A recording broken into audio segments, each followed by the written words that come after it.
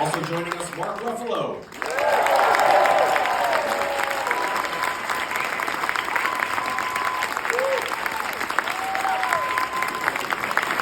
And award winner at last night's fantastic gala, please welcome Emma Stone.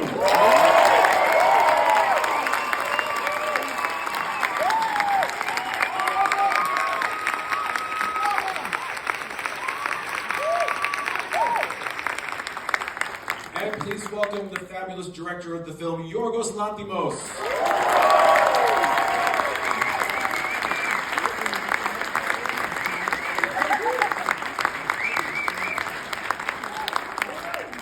Welcome to you all. What has it been like for you in these last few weeks or months that you've now been able to chat with everybody and share the stage with people like these three? Well, it's been so much more fun. And also I get to answer less questions. That's always a good thing. Emma, I took note of one thing that you said in your acceptance speech last night at the gala. You said that you, quote, were grateful I get to keep trying new things. And I can only imagine when you're thinking about trying new things, this one's like off the charts, right? So how would you describe what this film allowed you to do that would qualify as a new thing? It would be probably easier to list what wasn't a new thing. That try new things thing made sense to me because she is like a human depiction of everything is new. Everything. And was that most of the appeal because this was so different from anything any of us have ever seen? I mean, definitely. I think a huge part of the appeal was Yorgos and I had just worked together on The Favorite when he told me about this, and I loved working with him, and then him telling me about, sort of the overall story in a very concise way that I don't remember, but remember responding very strongly to. I think the idea of playing a woman who gets to start from scratch and has this, this is obviously a metaphor and a kind of dark fairy tale and can't actually happen. I'm sorry to break it to you, I'm scientific.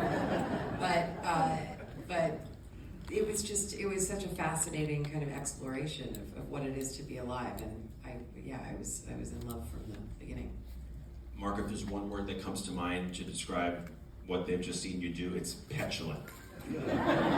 Which I can imagine must be super fun to play. The most fun I think I've ever had as an actor.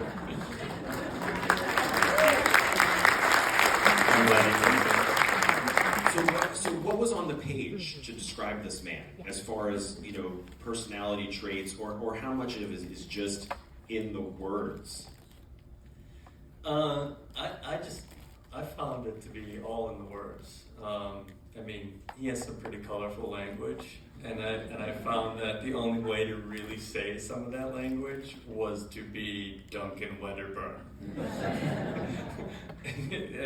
I tried the other ways, and it didn't work.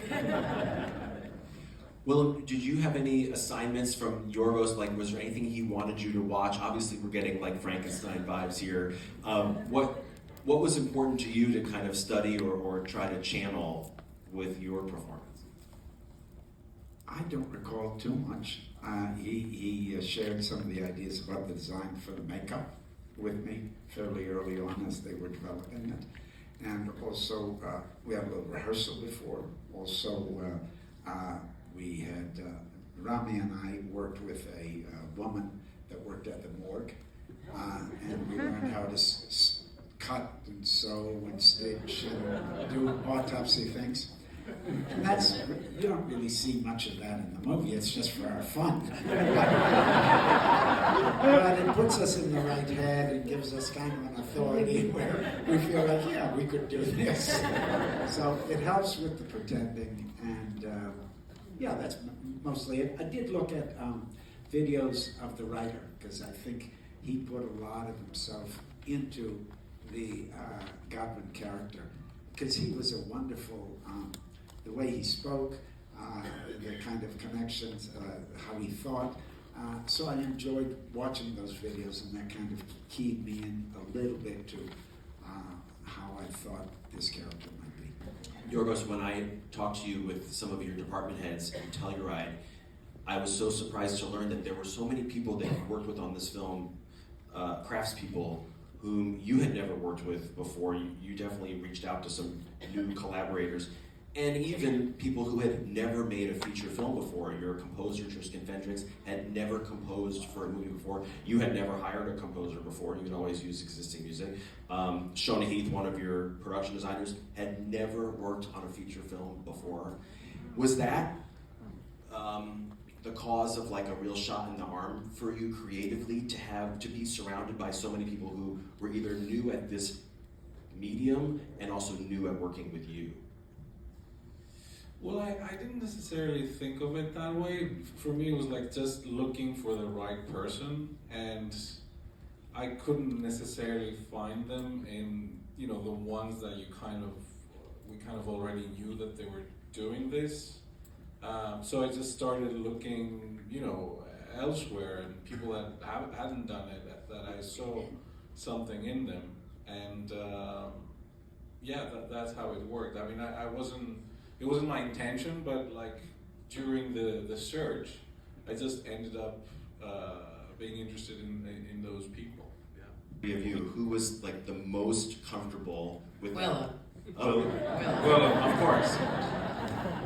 Willem was like, Should all we right, do a little child's play. log roll?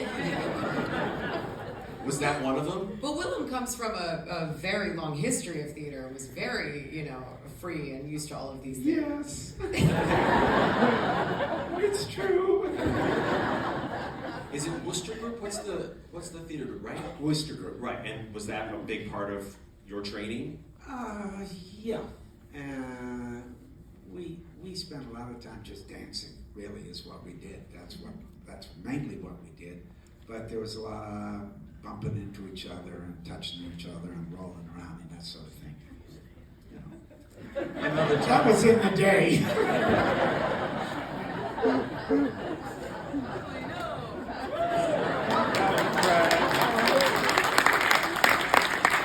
Yeah, he's like the best student in the class, and do you know what it is like to have like Willem Dafoe coming up to you and go, "So what's next?" Okay, so Emma, how were you with all of these theater games? I'm okay. Oh, she's great. Well, no, you really do. You do feel. I mean, what he's talking about, you really do pale in comparison to Willem. In all this, there was one game that we did, or not game, but one assignment that we had in our rehearsals, which was we had to start in a position, and Yorgos played a classical music track I for 4 remember minutes. this very much. It's so simple. Go ahead. Yeah, it was great. But you started in a position, kind of an extreme position, and then you had to move into another extreme position, and then move back to the original one, all in slow motion for the length of the track by yourself while everybody sat and watched. Oh my God. And Willem went first, I think, which was hell on earth because he was so good at like doing it exactly correctly, and then we were just like, No use. Okay, Willem. yeah. This all sounds like flattery to me, but the interesting thing about that, and I want to get to it. Yeah. Well, you have to have this double consciousness that you're doing something, but you also have to stand outside of it because you know you're going to have to undo it. So there's this double attention that is very common to a nice place to be when you're performing. You have to be absolutely in it, but you have to have kind of an overview. You have to feel the world. You can't just leave the world behind and be your own thing. So I found that really a profound, very simple exercise. And what really makes it is how Yorgos sets it up and what music he uses. Because it sounds kind of jokey that we're rolling around and all that, but what it really did is also made me know how he describes things, how he approaches things, what he wants to see, what he's interested in, what we're interested in as a group. It was fantastic, really. It was inside of us. All of that was inside of us, and it was inside of us in how we related to each other, how much comfort we had with each other, how much trust we had with each other, and then how we communicated with each other, what that kind of rehearsal does is it takes you out of your head. We didn't talk, there was no talk about the characters really. It was, we knew what the script was, and that was a seed that was planted in us the whole time. And so it was informing all of the work we were doing when we were playing. It was sitting there in the background. But by the time we were actually shooting it, we had a sense of what it was that Yorgos was looking for. And we didn't have to talk very much. You could feel when it was working. Have you ever had an experience in your career where it was such a long period of time between beginning to think about playing a character and actually doing it? No. So how was it then when you were actually on the set after 5 years or whatever of developing this? It must have felt different from anything else you had played before because it had been in your mind for so long. It did, but I think also being invited into the process the way that he did with me, you know, that we talked about it all the time when it came to every aspect of the film coming together. So to be actually in it was so surreal, especially within the world of production design. Like walking into Baxter's house or seeing Bella's bedroom for the first time, or, you know, after thinking about these things for so long, the ship, Lisbon, all of that was just, it was really incredible to see it all finally come together. But I will say, I think living with it for so long, going through these rehearsals, feeling close to Willem and to Mark and to Rami and all the other actors was so beautiful, because it felt like we could go in there and actually have this, you know, this comfort, like what they're describing, that this trust with each other that I already had with Yorgos.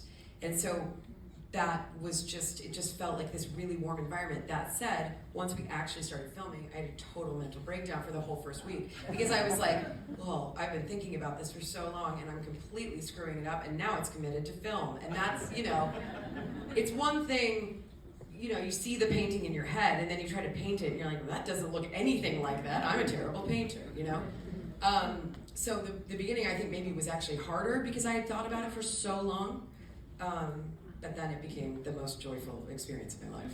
Actually, there's a scene from those 2 days before we started properly filming that ended up being in the film. So, but at the same time, it enabled us to go like, okay, we can have another chance to do those scenes, you know, again. And the ones that we needed to, we did shoot them again. But there's, you know, at least one scene that I remember. Was that the scene with me and Willem? No. Were you making decisions on the fly on shoot days about which lenses to use and which angles to use, or were you planning it all out kind of in advance? I mean, we prepare like a film language. Like we come up with certain rules. We did a lot of testing before we started filming with lenses and film stocks and formats. And you know, when we narrowed it down and we said like we're going to use these 4 lenses and we're going to shoot like this part of the film in black and white and this part of the film in Ektachrome, which is like a reversal stock, and the rest of it in, you know, normal negative, color negative. There was that, and then, you know, I've worked with Robbie before. We worked together on The Favor, so we also had this relationship that we wanted to build on. So there was these ideas, the things that we wanted to try.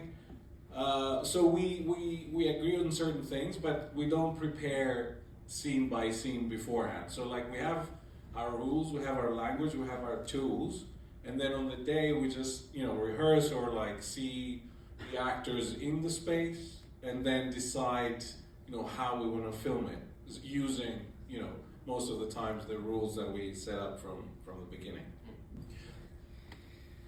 It was like trying to be part of a country club that you could never be part of. A country club? Well, a very small country. No, it was actually very reassuring. I mean, their comfort with each other sort of, it just made it safe for you know, it was like, oh, that's what this is about. You know, this is really collaborative. It's very safe. It's very kind. They I don't know two artists who trust each other to the depth that they do and are as intimate as they are. So it was very kind of heartwarming, actually, and scary as hell. And I just want to say, before going any further, I wish we had so many more scenes together. He's going to hold that against me. And I was just kidding. I'm a very forgiving person. It's true. What was the kind of testing process for it like to make sure that it wasn't ever going to be a hindrance to your performance? Actually, Yorgos can probably answer that better than I could, because there were stages of the design.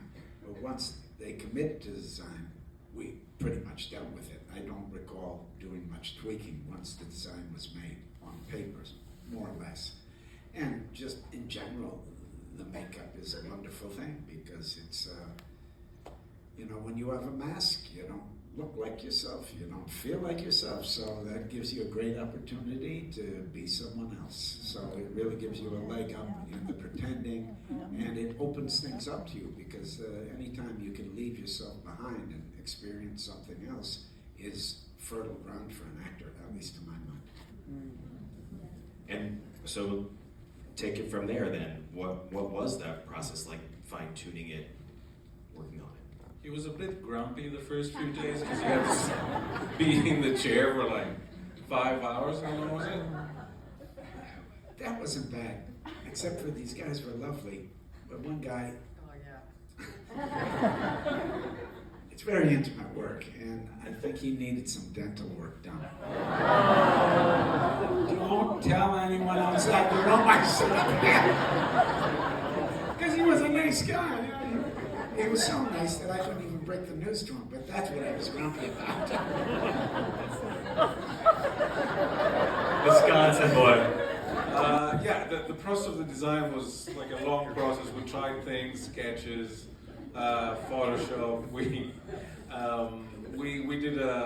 sculpted a bust, you know, of his liking, so when we had that, then we started actually doing makeup tests and screen tests. But what I remember is like, and what took a while was like, I kept going back to this Francis Bacon painting. It's like a self-portrait, which is so abstract. And, you know, we were coming in with, you know, ideas and designs, and I was like, yeah, but it's not, you know, it's not, you know, like that. But it couldn't be, because it's like an abstract painting. So, you know, it took us a while to get the, you know, the essence of that in some kind of physical manifestation with the makeup. But I think, you know, they did a great job in it. I hear everything that you're saying about feeling unsure that first week, but I imagine you clicked into his own soon after that. But I'd be curious to know how you knew from a shot-to-shot, scene-to-scene, day-to-day basis that you were getting it right. I mean, you're also a producer on this film. So I don't know if that affected whether you were then watching playback or watching, no. So how did you ever know? Did you just trust Yorgos to say, okay, you're Nobody there? watches playback. I don't watch playback. There's no video village or anything on set. It's just Yorgos sitting with a monitor. Really? Yeah, a little monitor by the camera. So he's always in the room with us too. What? How was that?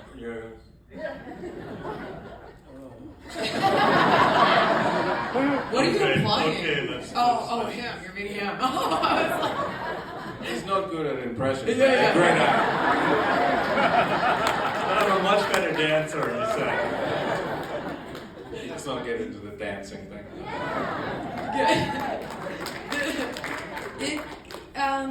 So no, I wasn't watching playback. I mean, a lot of it, you know, we had that rehearsal process, but we did have kind of a more targeted rehearsal process with him and I about the walk and her way of speaking, and then we divided it up into stages, like stages 1 through 5, so that if we had to shoot out of sequence, which we didn't have to do very often, but at the beginning we did do stage 1 and 5, the beginning and the end. And so, because that's when we had, practically, that's when we had Baxter's house. And so that was very helpful to kind of know what the stages were. And then other than that, it was, relying on, he's not really a director that says, wow, that one really blew me away. We got it, It's like, if he goes, well, that's enough of that. That means it's somewhere in there. And so that's really nice, and interesting for when new people join the fold, because they're like, he has not complimented me once. And I was like, that's a compliment, It is. You're gonna know if he doesn't like something. Just assume he likes it if he's not saying anything. Calm down. Call your mom. Honestly, he's got a job to do. But whatever. So, but what's amazing also, I just will say, is again, the bond that we have between each other and that sort of safety we feel as actors, that also helps so much in finding those things, because you feel like you can play around, try new things, or you're like, one's not working. Then you feel like you can sort of do all of that together, and it feels like a theater company or a troupe in a way. And so that's a huge part of the trust. And we've made another movie with Willem already. Sorry, Mark. I had a lot of scenes with Willem in the next one too, and I liked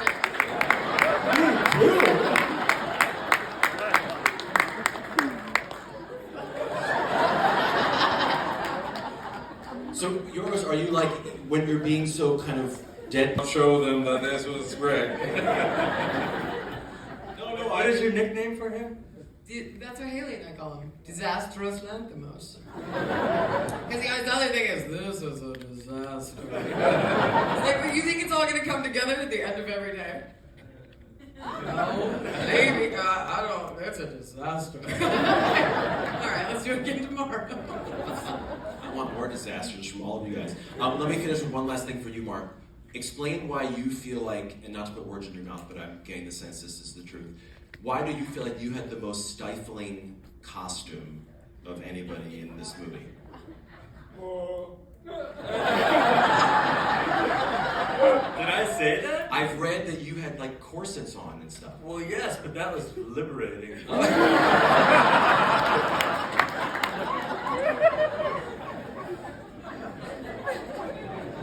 I'm saying no more. That's all I need to know. Let me tell you, if this movie was a disaster, I can't wait to see what the good one looks like, because this was pretty damn great. Congratulations to all of you. Mark Ruffalo.